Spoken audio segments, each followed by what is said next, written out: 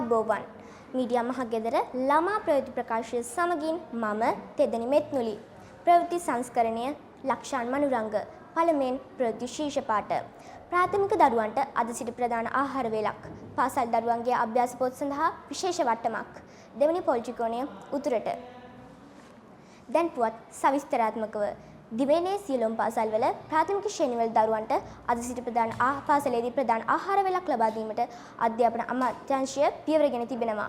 ඒ අනුව උදෑසන 7:30 8:30 අතර කාලය තුල මෙම ආහාර වේල ලබා දීමට නියමිතයි.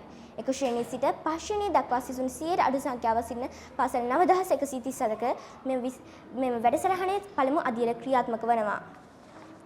පාසලේ විදුහල්පතිගේ නිර්දේශය මත දරුවන්ගේ පාසල් අභ්‍යාස පොත් මිලදී ගැනීම සඳහා විශේෂ වට්ටමක් ලබා දීමට සූදානම් බව රාජ්‍ය මුද්‍රණ නීතිගත සංස්ථාව පවසනවා. පාසල් විදුහල්පතිවරයාගේ අත්සන සහිත ලිපියක් සමගින් පැමිණ සංස්ථා ශාඛාවන් වලින් මෙම විශේෂ වට්ටම ලබාගත හැකි වනවා. ශ්‍රී ලංකාවේ උතුරු පොලිටිකෝණය නම් කිරීම යාපනයේ ඵලයේ ආදර්ශ පොල් වගා උයනේදී සිදු කෙරුණා.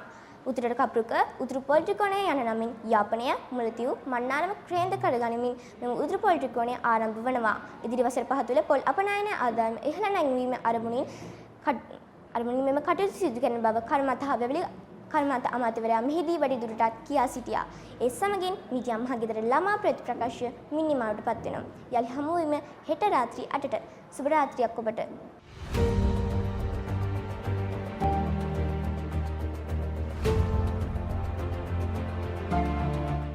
Media Mahagitara, Academy of Media and Arts.